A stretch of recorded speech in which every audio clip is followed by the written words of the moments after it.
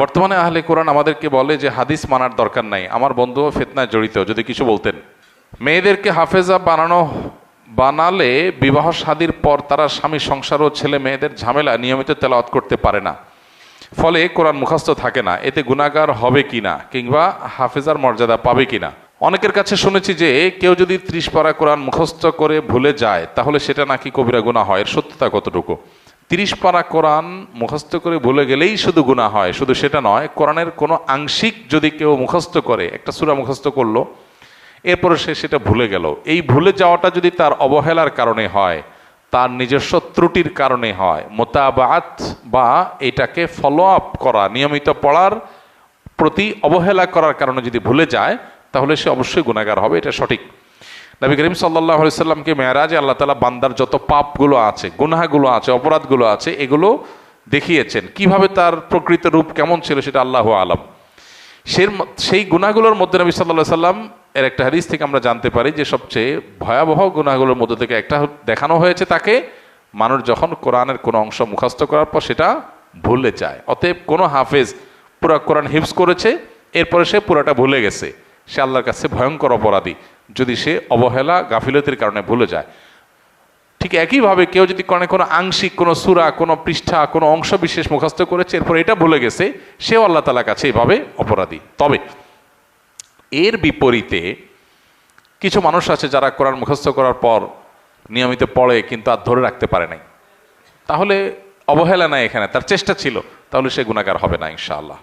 মেয়েদেরকে হাফেজা বানালে বিবাহ শাদীর পর তারা স্বামী সংসার ও ছেলে মেয়েদের ঝামেলা নিয়মিত তেলাওয়াত করতে পারে না, ফলে কোরআন মুখস্থ থাকে না। এতে গুনাহগার হবে কিনা কিংবা হাফেজার মর্যাদা পাবে কিনা? অনেক পুরুষের ক্ষেত্রেও এটা প্রযোজ্য। কোরআনে কারীমের মুখস্থ করা সওয়াবের কাজ, অনেক বড় মর্যাদার বিষয়, কিন্তু মুখস্থ করার পর যদি কেউ ভুলে যায়, সে ভুলে যাওয়াটা যদি অবহেলার কারণে হয় তাহলে অবশ্যই গুনাহের বিষয়, গুনাহগার হবে। আর যদি অবহেলার কারণে না হয় তাহলে গুনাহগার হবে না। অনেকে বলে মেয়েদের হাফেজা বানানো ঠিক না, কেন? কারণ তারা পরে ভুলে যাবে। এই কথাটা সঠিক কথা না, কারণ অনেক মেয়ে আছে যারা হাফেজা হওয়ার পর বিয়ে শাদী হয়েছে, বাচ্চা কাচ্চা আছে, তারপরে তাদের ইয়াদ আছে। বিষয়টা নির্ভর করে যে সে আসলে কতটা সিরিয়াস। সে যদি কোরআনকে ধরে রাখার জন্য সচেষ্ট থাকে তাহলে ইনশাআল্লাহ সে ভুলবে না। আর যদি সচেষ্ট থাকার পর ভুলে যায়ও তাহলে আল্লাহর কাছে তার কোনো দায় নাই, কোনো গুনাহ হবে না। তো এই জন্য মেয়েদের হাফেজা বানানো ঠিক না, এই কথাটা ভুল। বরং যেটা সঠিক কথা সেটা হলো তাদেরকে হাফেজা বানানোর পাশাপাশি হিফজুর জন্য তারা ধরে রাখে, সেইটা তাদেরকে বোঝাতে হবে এবং সেটা চেষ্টা চালাতে হবে, বাস। এরপরও চেষ্টার পরও যদি না হয় তাহলে আর কোনো গুনাহ হবে না ইনশাআল্লাহ। বর্তমানে আহলে কোরআন আমাদেরকে বলে যে হাদিস মানার দরকার নাই। আমার বন্ধুও ফিতনায় জড়িত, যদি কিছু বলতেন। আহলে কোরআন যাদের নিজেদেরকে বলে, এরা মূলত মুনকিরে হাদিস, মানে হাদিস অস্বীকারী। যদি কেউ হাদিসকে টোটালি অস্বীকার করে সে মুসলমান থাকে না। আমাদের সমাজে এই টাইপের মানুষ এখন ভরে গেছে। অনেক লোক আছে তারা কোরআনের কিছু আয়াতের অংশ বিশেষ এনে সাধারণ মানুষকে বিভ্রান্ত করে। তারা যে সমস্ত আয়াতগুলো সবচেয়ে বেশি কোট করে, এর ভিতরে একটা আয়াত হলো ফাবিআইয়ি হাদিসিন বাদাহু ইউমিনুন। এই কোরআনের পরে আবার কোন হাদিসের প্রতি ঈমান আনতে হবে? এখানে হাদিস বলতে রাসূলের হাদিসকে তারা বোঝায়, অথচ এখানে এই আয়াতের প্রেক্ষাপট, আগপাস কোনো কিছু দেখা দেখি নাই তাদের। এখানে মূলত কি বোঝানো হয়েছে? কোরআন বাদে অন্য যে সমস্ত বিষয়গুলোকে, যে সমস্ত কথা এবং পুঁথি, যে সমস্ত পুস্তক, গল্প, যে সমস্ত সহিফা, যে সমস্ত কথা লেখনী, এগুলোকে মক্কার মুশরিকরা বা কাফেররা যেগুলোকে বিশ্বাস করত, সেগুলোকে ইঙ্গিত করা হয়েছে যে কোরআন বাদ দিয়ে আর কোনটার প্রতি ঈমান আনবে। সেখানে তারা এখানে কোরআনের বিপরীতে হাদিস বলতে, এখানে একবারে হাদিস শব্দ বলতে ওই হাদিসে রাসূলকে তারা বোঝাচ্ছে। অথচ হাদিসটা এখানে মক্কার মানুষের মধ্যে বহু ধরনের হাদিসের প্রচলন ছিল। হাদিস বলতে এই রাসূল আকরাম সাল্লাল্লাহু আলাইহি ওয়াসাল্লামের হাদিস না, পূর্বের যুগের বিভিন্ন সহিফা, বিভিন্ন জায়গা থেকে পাওয়া গল্প, এগুলোর বই, পুস্তিকা, লেখনী, এগুলো তারা পাঠ করত কোরআনের বিপরীতে। সেইটাকে ইন্ডিকেট করা হয়েছে বা সেই জাতীয় বিষয়গুলোকে ইঙ্গিত করা, অথচ সেটা বাদ দিয়ে এখানে হাদিসকে ইঙ্গিত করা হচ্ছে। এটা 2 মিনিট 1 মিনিটের বক্তব্যের বিষয় না, এটা নিয়ে আমাদের 1 ঘন্টার উপরে বক্তব্য আছে। এটা নিয়ে বহু বই লেখা হয়েছে। আল্লামা তকি উসমানী হাফিজাহুল্লাহর একটা বই আছে হাদিসের প্রমাণ্যতা, এটার উপরে বাংলাদেশে আলেমদের মধ্যে অনেক আলেমদের এই ব্যাপারে বই আছে, অনেক বই আছে হাদিসের প্রামাণ্যতা কেন লাগবে, অপরিহার্য কেন, এটা নিয়ে ওলামায়ে আহলে হাদিসের মধ্যে, আহলে হাদিস ওলামাদের মধ্যে আমাদের ডক্টর আসাদুল্লাহ গালিব সাহেবের ছেলের একটা বই আছে, আব্দুল রাজ্জাকের একটা বই আছে, মাওলানা তাকি ইসমাইল সাহেব হাফিজাহুল্লাহর একটা বই আছে, আর অনেক ওলামা ইকরামের বই আছে। এই বইগুলো এক একটা মুক্তানা মাশাআল্লাহ তুষ্ট হওয়ার মতো।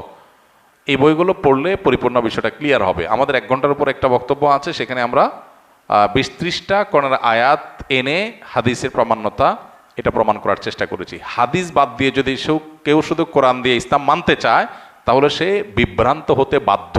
কারণ কোরআন হলো শুধুই পাইকারি কথা বলা হয়েছে, সেখানে প্রতিটা কথার ব্যাখ্যা বিস্তারিত সবগুলো বিষয়ে আল্লাহ তাআলা উল্লেখ করেন নাই। ওই ব্যাখ্যা দেওয়ার জন্য আল্লাহ তাআলা রাসূলকে পাঠিয়েছেন। আল্লাহ বলেছেন যে হে রাসূল, আপনার প্রতি আমি কোরআন নাজিল করেছি কেন?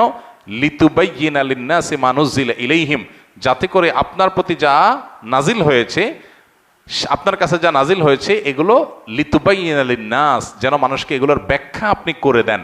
এই ব্যাখ্যাটাই হলো হাদিস। এখন কেউ যদি বলে কোরআন নিলাম ব্যাখ্যা নিলাম না, হাদিস নিলাম না, তাহলে সে কোরআনেরই এক অংশ নিল আরেক অংশ নিল। আল্লাহই বলছেন যে আমি নাজিল করেছি আপনার কাছে। কেন? ডাইরেক্ট দিতে পারতাম তো, জিবরাইলকে দিয়া কোরআন পাঠিয়ে দিতে পারতাম। আপনার কাছে কেন নাজিল করলাম? যাতে করে লিতুবাইয়িনা লিন-নাসি মা নুযিলা ইলাইহিম, যাতে আপনি ব্যাখ্যা করে দিতে পারেন। তার এই ব্যাখ্যাটাই হলো কি? হাদিস। অতএব কে এক অংশ মানলো আরেক অংশ মানলো না, মানে সে কোরআনকে কি করলো? অস্বীকার করলো। এটা অনেক বড় একটা ফিতনার বিষয়। আমাদের অনেক জেনারেল শিক্ষিত ভাইয়েরা এই ফিতনায় পতিত হচ্ছে, বিশেষ করে যারা নফসের পূজারী, যারা আত্মপূজারী, এই মানুষগুলো বিভ্রান্ত হচ্ছে। কারণ কোরআন মানলে হাদিস অস্বীকার করলে একটু ফাঁকি ঝুঁকি দেওয়াটা সহজ হয়। কোরআন তো পাইকারি, সেখানে দেখা গেছে যে অনেক হারামের বিশদ বিবরণ নাই। আল্লাহ মৌলিক নীতিমালা বলে দিয়েছেন। আল্লাহ বলেছেন ওয়া ইউহাররিমু আলাইহিমুল খাবায়েস, নোংরা জিনিসগুলো আল্লাহ হারাম করে দিয়েছেন। এখন একজন মানুষ বলতেছে আমার কাছে সাপ কেঁচো এগুলো তো নোংরা মনে হচ্ছে না, ভালোই লাগতেছে, আমি খাই, তো সে এটা হালাল বানায় ফেললো। হাদিস যখন মানে তখন এগুলোর ব্যাখ্যা ডিটেইল হাদিসে পাওয়া যায়। অনেকেই আছে যে হারাম কাজ করার জন্য এটাকে একটা শর্টকাট রাস্তা বের করেছে। অনেক নাস্তিকদের একান্ত ঘরোয়া আলাপ নানাভাবে আল্লাহর কুদরতে আমাদের সামনে চলে আসছে, তাদের অসতর্কতা বশত বা যেভাবেই হোক সেগুলো আমাদের কাছে চলে আসছে। সেগুলোতে পরিষ্কারভাবে দেখা যায় যে নাস্তিকদের প্ল্যান হলো বা ইসলাম শত্রুদের প্ল্যান হলো যে ইসলামকে সরাসরি ধ্বংস করার তাদের যে প্ল্যান আছে, সেটা পাশাপাশি প্ল্যান বির অংশ হিসাবে মুসলমানদের মধ্যে এই জাতীয় শয়তানিগুলোকে বিভিন্নভাবে প্যাট্রোনাইজ করে টিকিয়ে রাখা, বিভ্রান্ত করা মুসলমানদের মধ্যে। এটা একটা বড় ফিতনা, যেটা অমুসলিম বা ইসলাম বিদ্বেষীরা, ইসলামের শত্রুরা তারা প্যাট্রোনাইজ করে ফান্ড দিয়ে তারা এটাকে টিকিয়ে রাখে। অর্থাৎ হাদিস দরকার কি?